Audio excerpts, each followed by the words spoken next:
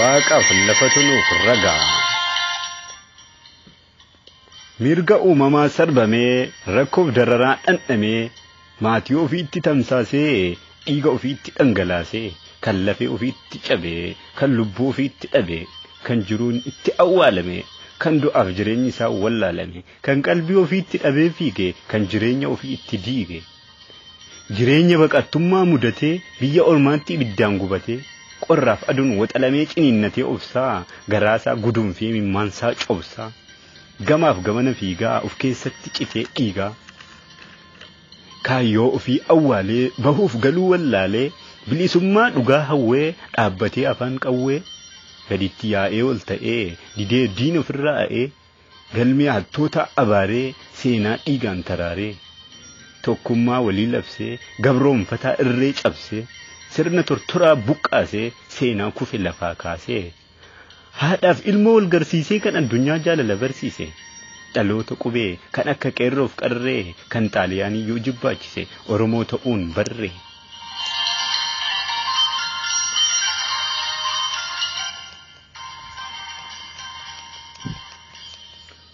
Oromoon goota malee hattuuf gantuun dhalchu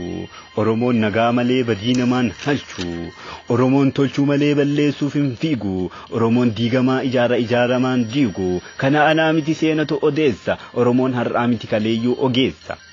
sirna gadaatiin bula heeraaf seera tumatee dimokiraasii jedhan kana addunyaan nurraa barate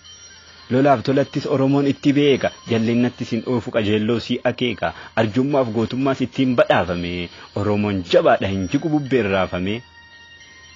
beekaa fi hayyuu hayyicha dubbii hayyisu Oromootu dhalcha doktora dhibamaa fayyisu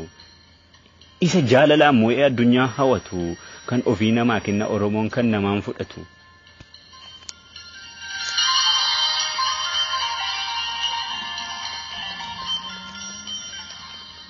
Oromoon galaana yaa'een dhumanne maaliif nutti wacci warri sammuun waan hubanne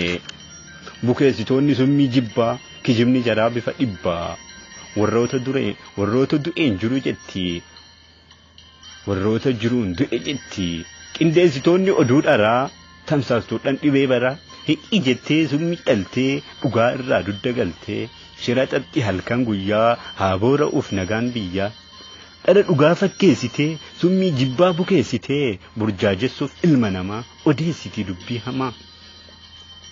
summiif balfi jarri toltu nutti ta'aa rakaa dhukkubbii lafaaf lafee keenya irratti nuti hin barbaannu kaa dubbii harcaatuudhaan ciccittuu marattee harkatti baattee dullaa akka gaaraa yaateen gaaf dhuftu miila qullaa waan nyaattu kadhachaa gaafa seentu Finfinnee surreef kophee sin qabdu keenyumaan itti binne mana keenyatti hin gallee nyaachifnee obaafne haaraa itti goonee bututtuu irraa yaafne xurii irraa dhiqnee nama fakkeessine kabaja itti laannee ofitti dhiyeessine waan nu nyaannu nyaattee waan nu dhugnu dhugdee keenyumaan wal ijaartee keenyumaan wal utubdee teessumni mijoofnaaniif hiriirfattee ciisichaaf afattee Finfinneen teenne jetti gaaraa dhufuuf ishii dagatte akka garaa kutattanii isinitti muu dubbii haqaa Finfinneen abbaa qabdi